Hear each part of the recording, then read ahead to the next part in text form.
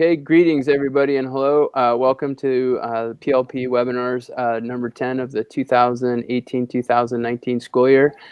Today is our final webinar of the year, and we'd like to thank the Middle Grades Institute and the Tarrant Institute for Innovative Education for sponsoring this work. Tonight's topic is the evaluation of personalized learning and how teachers are taking the time, if they have it, to evaluate what's been happening in their classroom and how they're reflecting on that and what they're going to do about that for next year.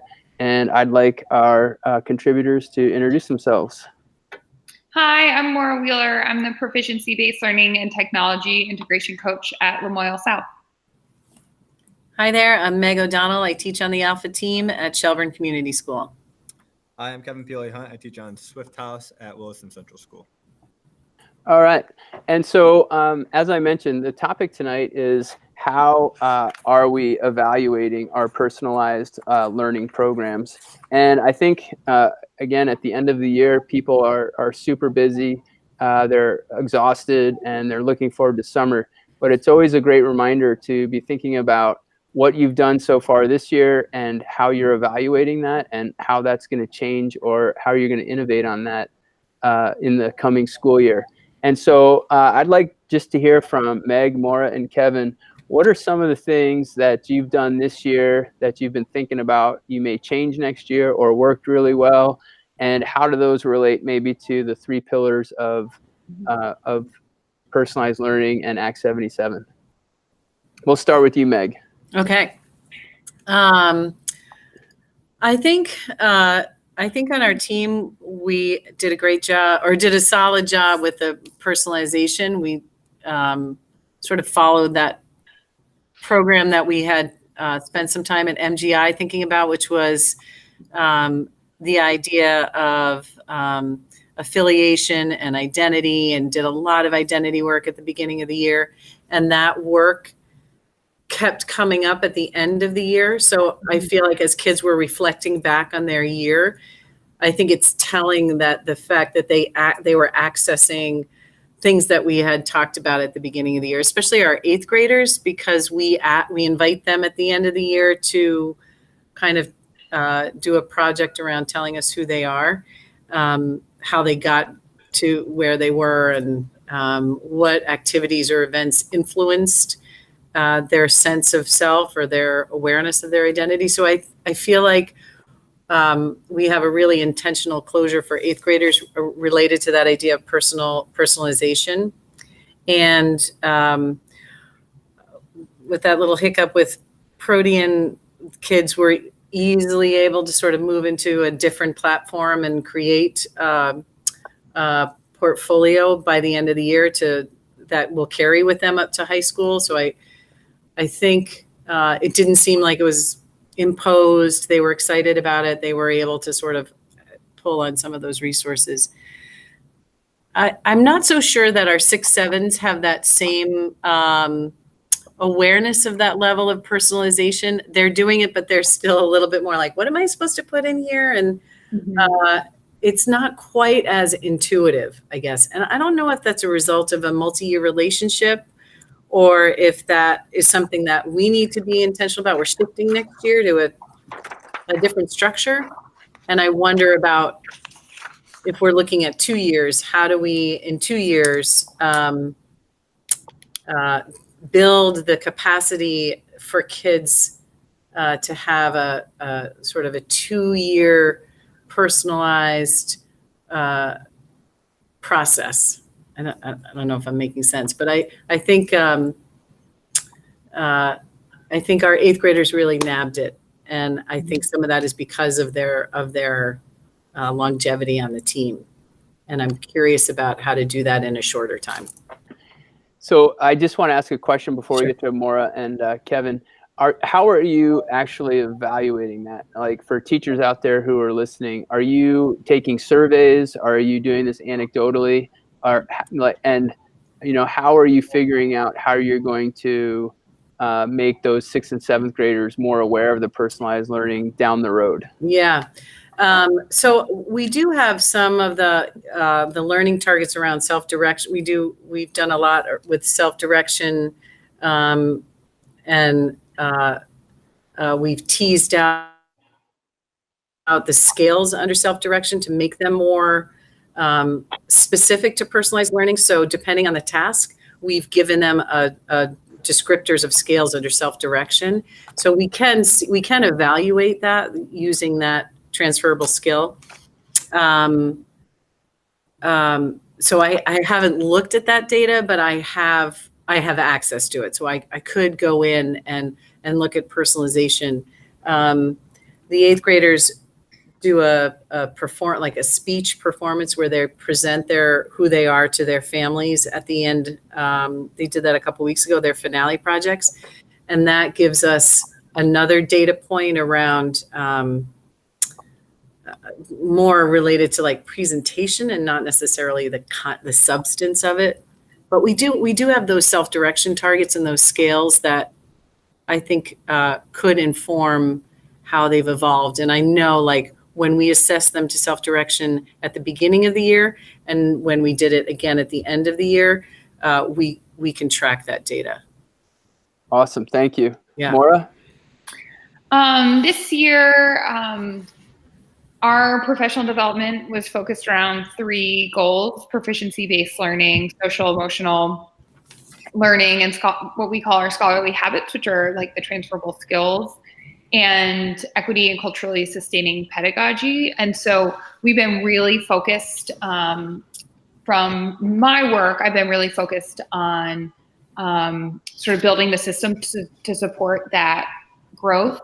One of our things that we've been really focused on, and it's more at the high school level, is thinking about how we provide flexible pathway opportunities for our high school students. And then how do we create systems so that students can really show mastery through those flexible pathways opportunities. So being able to also consider how we transition from counting credits, course credits, to thinking about how do we create a system where students are showing evidence of mastery to be ready to graduate. And that has an impact also on our middle schools and thinking about the opportunities that we provide for students to show evidence of the proficiencies. And so that's sort of one of the pieces that we've been really thinking about. And so in thinking about next year, we, in both of our high schools, there's been conversations about sort of rethinking about the PLP and what the PLP, the role of the PLP within sort of our new proficiency system. We've also, this was the first year that as a system, we have been archiving students' PLPs in a way that we can have them sort of in a centralized space from when they're in 5th grade through 12th grade. Because I think as we're talking about data and metrics in those pieces, it's hard because a lot of times the student owns the portfolio or the teacher owns the portfolio for the year. And so we sort of lose that narrative over time. And so we've started a new system for keeping track of the PLPs, which is also helpful for us. We've had some requests from schools when students are transferring to be given copies of the student's PLP. And so those are just some things that sort of we've been thinking about. But now that we have access to the PLPs, having more conversations across our schools to strengthen it. So for example, I know our 5th graders at Stowe were coming over to 6th grade. And so the 6th grade teachers were looking at student PLPs and having conversations with them to frame the hopes and dreams conferences that they're having. And so just sort of thinking more systemically about transitions and how to work it into some of the other systems we're building. Maura, that sounds like a really great project and a lot of work. And I just wonder, when you're doing, when you're talking about PLPs and you're talking about the transitions and how those fit together, Mm-hmm. who are the constituents that you're reaching out to? And like, how do you get or even weigh the evidence or the feedback from your different constituents? I think it happens differently based on teams. So it's not, it's not like we're saying all schools are going to do something the same way. There's some common elements, but then teams and schools really design based on their the culture of the teams that they're on. So so it's more teams or principal reaching out to me to try and think about, okay, this is this thing we're thinking about doing. What would be a way that we could make it happen? So I don't know if that answered your question. No, I just also wonder, like, how are you facilitating outreach to parents, maybe, and how are you making sure that all the parents are aware of the emphasis on the PLP, and what is that something that you're going to be working on in the in the future? And how is information distributed, and then how are also, like, what do the kids think about it? Maybe I'm just curious about how you manage all this input and information to make the most informed decision you can. Yeah, I think once again it's pretty team specific or even school specific based on either some traditions that they have or different ways that they provide outreach. And so it sort of is more school dependent. There's not sort of a common way that we're sharing it with families across our four middle and high schools. Got it. Kevin, what about you? Yeah, just reflecting on kind of the year, I think some successes that we had, definitely just that process of integrating the PLP. So it feels like, again, a living, breathing process throughout the school day and throughout the students' lives. I think that went pretty well for us.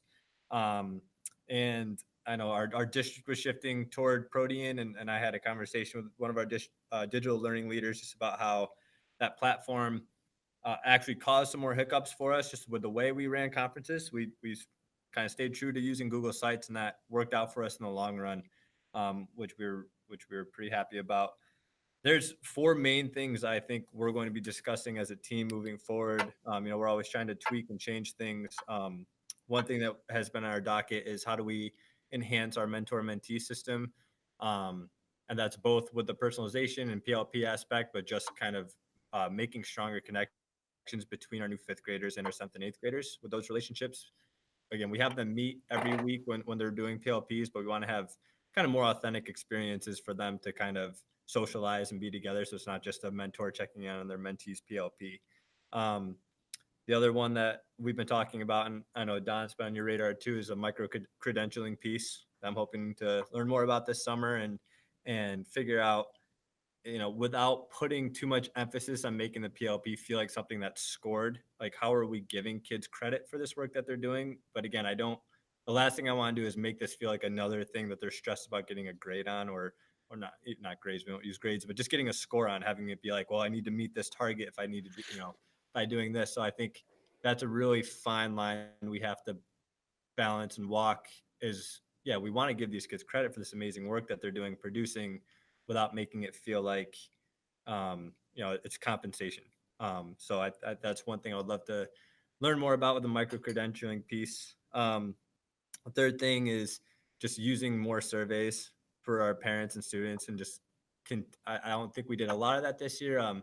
After a couple of our bigger projects, like right after our big Washington, D.C. trip this past week, we surveyed the parents and just got, really basic, like what kind of things did you appreciate and what's some constructive feedback you have, and just kept it 2 questions. And that was, seeing some of the things that came in are so helpful for us, saying, okay, here's the things that are working out really well, and here's what, we could change in the future. So I think using more, really just simple surveys for parents and students to help us figure out with our PLP process what we might want to change. And then the last thing, earlier, a couple months ago, I was invited to bring a student to the CVEDC joint meeting, and got to hear from a ton of students. They set it up great where they had middle school and high school students doing a fishbowl activity. So everybody from the districts could hear from them. And one common thread that came through that is these students want more experiences. So we've been brainstorming again, how can we do more with getting kids in the community, and how is that tying into our sustainability unit? We do big integrated units. We call it Swiftville, like a big economics thing. So it's like, how are we doing more opportunities like that, but also, again, finding the balance? And one thing that's great with working with our special educator on our team is she's bringing us back to, there's some kids on our team that when we do that for a week, they are in chaos, because they need that structure and they need to know what's the schedule for today, what's the schedule for tomorrow. And we, we feel great because we can be flexible and change things around. But at the same time, those students, we're flipping their worlds upside down. So we're always, again, at the fine line of figuring out where can we offer these opportunities for personalization without, adding too much stress to those students. And again, we want to give them the opportunities, but also give them the structure they need, which I think is the hardest thing at middle school is, and people have talked about this, you can't just go all in personalization. Like you got all this freedom and you just kind of do whatever, which I think some people think is what we're talking about, when really it's, at the middle level, you have to have that underlying body of structure. So that's always something we're kind of grappling with and trying to figure out how we can fine tune. So those are our big things.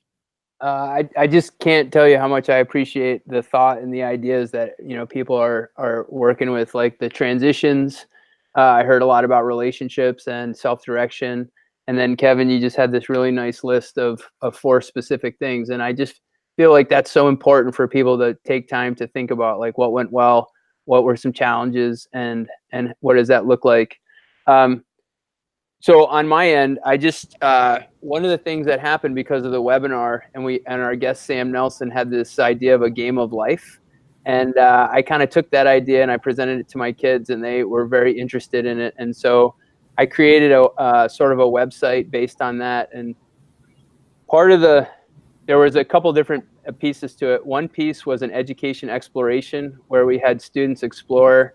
And I was very specific that I didn't want them to explore 4-year colleges. I wanted them to explore certificate programs and technical centers across the state. I wanted them to explore early college and dual enrollment. And I wanted them to explore community college. And then, yes, we did look at 4-year colleges. And so that was this one part, which was like college and career. And we also did some career affinity work.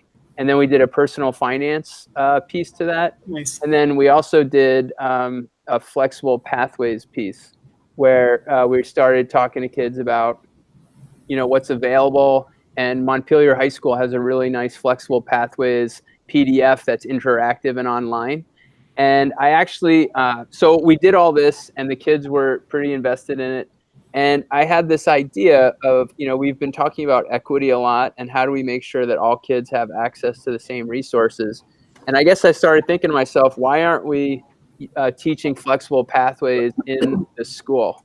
Why aren't we actually? And so what I did was I got up there and I said, here's the flexible pathways you can take. And then I had a kid diagram, potential routes that they could take through high school. And the reason I'm doing this is that not all of our kids know all of the information or all of the programs that are available to them. And I got an email, this was very serendipitous. I got an email this week from a former student, and she just graduated from the Barry Technical Center.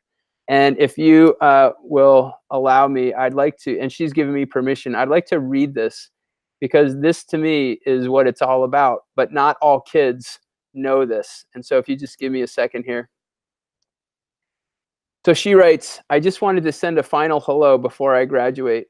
I hope you are doing well and still enjoying the middle school. I'm currently graduating from the Barry Tech Center today, and I have my high school graduation on Friday.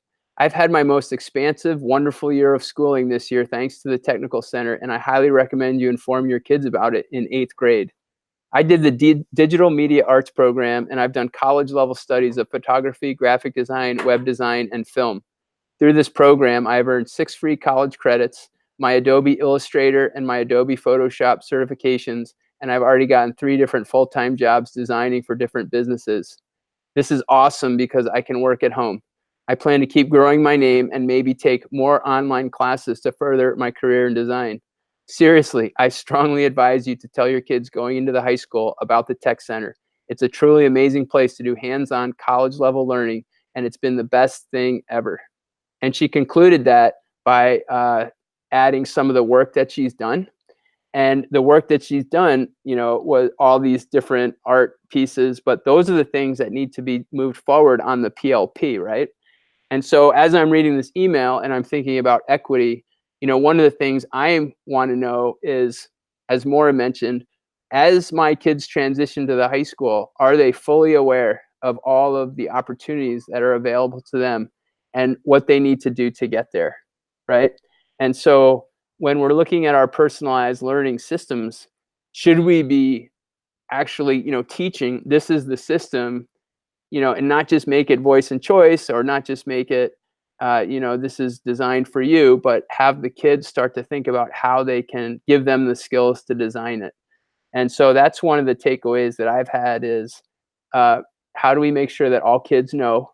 And then the second thing is, how do we communicate that to the parents and families so that it is really equitable? And then beyond that too is, I'm still back on the conferences, our student-led conferences, and how do we make sure that all students are engaged in that, and that all students are using their PLPs to to express their growth and learning. So those are the two things that I'm really looking at is, teaching flexible pathways explicitly, and then communicating so that we're creating equitable opportunities for all students. I also just want to, as we move on here through the agenda, one of the second things that we wanted to talk about today was establishing an evaluatory system. We've talked a little bit about that. But I guess if you look on, I guess it's page 3, where it talks about, I've highlighted some questions. And one of the highlights is, what critical questions should educators and partners be asking about their programs? And maybe we'll start with Maura. And, when you're working with teachers, what are some of the questions that you think that educators can use to start evaluating their own personalized learning initiatives? It's a great question. I think, thinking about the PLP, there are some key elements to it. I think asking questions about, and I think part of it goes to the culture of a team too. I think it's hard to talk about a PLP without talking about the other pieces, which I know that we've talked about, but it would be about students being able to authentically share their identity through their portfolio, that students have spaces to set goals and to reflect and to stumble. And so I think wondering if the spaces that are created are safe enough for students to sort of pick a just right goal, but then also to struggle with a goal or to change a goal, and build a mindset to move forward. I think about authentic engagement. So thinking about the PLP time, what were you noticing about students when you talked about the PLP? What happens in that space is really important. But then also, I think a key question to consider too is, how did student voice inform the planning and the process for the PLP? Because I think that every classroom's a little different for personalized learning because the people in your space are a little bit different. And so thinking about the process that way. Those are just the first ones sort of off the top of my mind that I would start to think about. I'm sure there are lots of other ones too. No, those are excellent. Those are great. Meg, I know you have a busy afternoon, and I just was wondering what, for you, what do you think are some of those questions, and what processes would you recommend for other folks who kind of want to reflect and know more about their programs? Right. I think what I'm struck by is just because we're starting new teams next year, this is so much on the forefront. We're, as a faculty at 7-8, we're having so many conversations around, so what does goal setting look like? Who's going to own that process? Because we're becoming more, a little bit more siloed in discipline-specific arenas, humanities or science or math.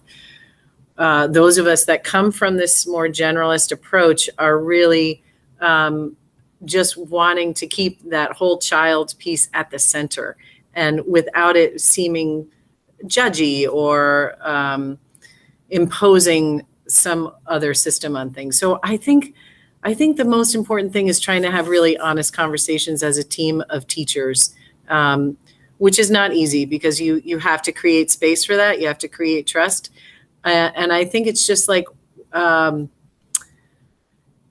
you know, what will it look like for an 8th grader at the end of 8th grade? You know, what's the picture in our mind's eye of what we want our students to walk out that door with? And somehow when you flip it on the head of like, what do we want our kids to look like? It takes the onus off of us. And it's about, well, this is what we want our kids to do. And when you start talking about it from the kids' lens, I feel like it diffuses, well, that's your system and this was our system and this is what he or she did. I think it neutralizes the conversation. And I think if we keep and then I think if we talk about, okay, what about this 8th grader? You know, the 8th grader that might be over here. And what about this anxious 8th grader? And what about this 8th grader? You know, if we start profiling without profiling, do you know what I mean? But if we just start keeping those pictures of what our kids who are in front of us actually are, I think that helps us further define what we value and what we're going to set aside time for. Got it. Excellent. Kevin? Yeah, I mean, just to echo a lot of things that came up, I think when you're thinking about critical questions about programs, the first ones that come to mind is, you know, how does this benefit students, or will it benefit students, whatever we're doing, and is it student-centered? And I think that kind of speaks to both, you know, the points that Maura was making about student voice and what Meg was just speaking to. I think if regardless of what you're doing, especially around personalization, it has to be with the students at the center, and you have to be willing to, you know, sacrifice your own time and be stressed as a teacher and as an adult if it's going to benefit students. And that's just, they both, you know, Maura and Meg both touched on the culture of a team too, and I think that comes down to a culture and what teams value. And that the first thing you're asking, you know, as a critical question, if the first thing somebody's asking is, you know, how are we going to score them on this, or how are they going to learn this content, versus, you know, is what we're doing actually benefiting the students, and how is it benefiting them? I think that's two completely different cultures there that people are trying to establish. So for me, I think that's the most important question you can ask. I have to peace out, you guys. Thank you so much. Thanks, Meg. Good luck tonight. All right, thanks.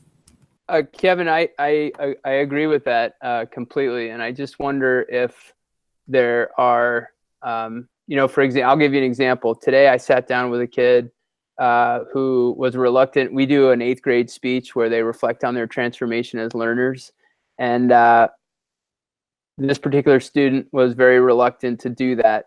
And yet today, I sat down and I said, "Hey." The student wanted to do some work from another class, and I said, yeah, no problem, but let's take a look at your PLP first and just make sure it's updated and reflective of where you are right now in the process.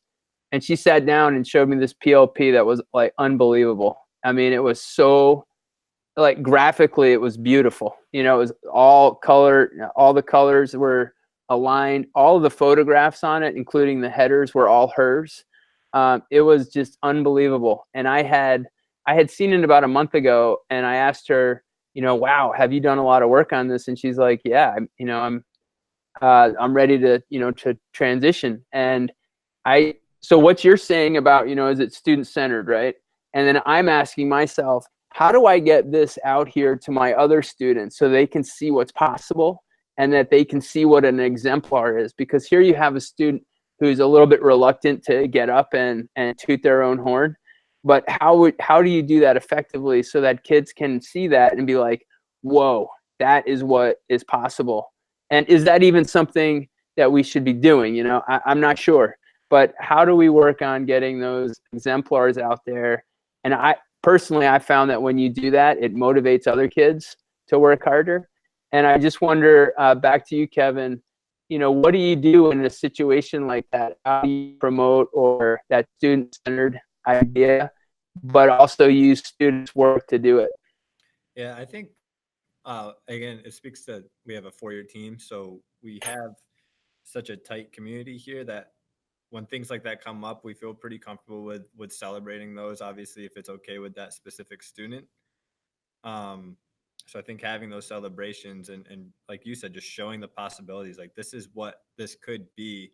And having the relationships with those kids too, who, you know, the ones who do get stuck, those are the ones that, again, you're jumping in there with them and helping them through it, and you know, linking them up with the right mentor or somebody that can work with them.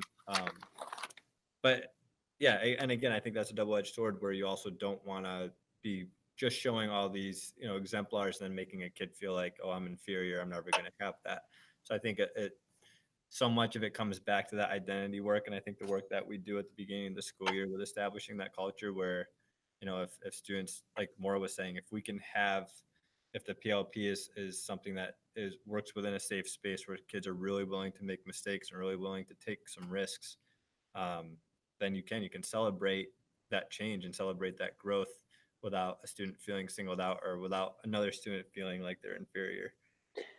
Yeah, that's a good point. And Maura, I guess I want to ask a follow-up question because Kevin just mentioned it. You talked about safe spaces where kids can stumble but still feel supported. And I'm just wondering, how are you working with teachers to create those safe spaces, especially with regards to like goals or some of the personal learning that's happening? Yeah, that's a great question. I think that's one of those ongoing pieces that as a teacher you work on constantly and really strive to do that. I think that work comes in through our youth adult partnership work and restorative practices. I think those are some places where we can have those conversations. But I think I think they're hard. They can be hard conversations. But it's also about creating spaces. It's not so much asking the questions as it is about making a space for someone to reflect on their practice and the students that they have. Is this something that you have in your district currently, or is this something you're developing, or what would that look like? Can you ask that question in a different way? I'm not sure I understand what you're asking. So like, is there a professional development time where teachers can reflect on what they're doing, and how is that? I don't know if you even have them yet, but is this like something? I don't even know how. I guess maybe if somebody sat me down and said, "Okay, Don, I want you to take 5 very different students from your class, and I want you to look at what you've done, either with your PLP, with your proficiency-based learning, and I want you to evaluate how it impacted and affected them, and I want you to ask if it was like equitable, right?" Mm-hmm. Is that something that you're doing? Do you have models for that, or I don't even know if it exists. Yeah, I think it's a work in progress, and it's work that we've started. I think we've been working with Kathleen Brinegar and Hannah Miller from Northern Vermont, who've been leading us in our equity work, which I think makes spaces to start some of that. We've also we're starting to be much more intentional about using protocols and building those into our professional development so that people have space to really process and think deeply about their own practice, because it's not so much about sort of taking things in as it is about consolidating and having a space to reflect on practice to grow. But it's definitely a work in progress. Yeah, I mean, I haven't had a session like that. I would certainly like to. But I just wondered, from your perspective, if that's something that's happening. And it seems like it would be really important and really helpful too if it was structured in the right way. I know that time is a little tight this afternoon, so I want to just ask folks what they're looking forward to this summer, or any resources that they can recommend. I have a resource that I'd like to recommend, and I'm going to post this to the PLP Pathways website. And I do want to add that on the PLP Pathways website, I think we've just synchronized the resource pages so that the PLP Pathways resource page is now very similar to the Middle Grades Institute webpage. So what we're doing is we're trying to accumulate a whole bunch of resources and put them in the same place and have them sort of be the same. So that's just information. If anybody's looking for resources, PLP Pathways has an updated resource page. But I also wanted to, there's a Panorama Education. If you Google that, this is, have you heard of this, Maura? Yep. Yeah, and they have those survey questions, I think, that are excellent. And so if you're surveying families or you're surveying students, they have preset questions that allow you to target a specific area of your practice. Would you agree with that, Maura? Yeah, the way that I have become familiar with them, there's an organization called, I think it's CASEL, CASEL, and it's all about social emotional learning. And they've been partnering to develop some questions to get at social emotional learning and get some information and feedback based on that. So yeah. They have a 30-page PDF, I think, with all sorts of survey questions, and I've started using that as a resource for exit surveys. And you know, going back to the beginning of the conversation, one of the things that I'm pretty diligent about doing is making sure that I'm getting feedback from students on a regular basis. So all of our students do an exit survey, and on that exit survey, I'll have specific questions about PLP and personalized learning, and if they felt like they were treated fairly. And that's something that's easy to set up with Google Forms, and it gives you a steady diet of data from your students. I also just want to mention the Vermont Future Learning for the Future has the rubrics that they've published now that are on their website, and those rubrics are an excellent resource for evaluating restorative practices, the advisory program, integrated learning, community partnerships. Again, that's the Vermont Learning for the Future. They have these rubrics that are outstanding, really give you some benchmarks to start thinking about your programs. And they're also having a summit on August 13th, I believe, at Shelburne Farms. So those are some of the things I'm looking forward to. Obviously, I'm also looking forward to the Middle Grades Institute, which is happening at Champlain College. And Maura and Kevin, resources or things you're looking forward to as we near the end here. Yeah, I can go. Yeah, definitely MGI. That's always a highlight. And then outside of that, we're just, again, and Don, I think we might be linking up to do some work on micro-credentialing. Our team is looking into applying for the Learning Lab and doing some work with them. And then outside of that, I just have a couple of days with our team and some other teachers to meet up about proficiencies and just other, curriculum-based things and project-based personalization pieces throughout the summer. So that's what I'm looking forward to. But in terms of professional development, definitely I'm looking forward to that MGI week. Good. Maura? Of course, MGI. Can't miss it. We do a curriculum camp here at Lamoille South. So the week before MGI, we have curriculum camp, which is space for our teachers to come and reflect and do some new learning to kick off sort of thinking about next year. And so that's sort of coming right up for me. In terms of my professional learning, I'm starting the Snelling Institute, and so our cohort starts this July, so that will be exciting. Yeah, awesome. I'm going to be at the VPA conference this summer. Ruha Benjamin is coming back, and so doing some new learning with my team. But there's a lot of podcasts and articles and books that I've had on my desk that I haven't had a chance to really absorb yet. And so I'm really looking forward to having some space for that. Yeah, I cannot wait to read, right? That's like, I am so excited to read. That's fantastic. So we're going to close it out here. I just want to thank everybody, Meg, Maura, and Kevin, for your continued work with PLP Pathways. This is the end of I think this is our 4th year. Is that right? I think it's our 4th year. And I just learned something new every time I talk with you folks. Really appreciate it. Thank you to the Tarrant Institute and the Middle Grades Collaborative for supporting this work. We will be at the MGI. Just a note to our contributors, on the document that I told you about relative to our webinar series for next year, there is also an interview schedule that we're going to be doing. So we're going to be filming some interviews for next year for more media for PLP Pathways. And stay tuned, anybody out there. We will have our PLP Pathways schedule up and ready to go by August 1st. Okay. Thank you very much, everybody. Get out and enjoy the sunshine, and we will see you soon. Thanks, folks. Take care. Bye.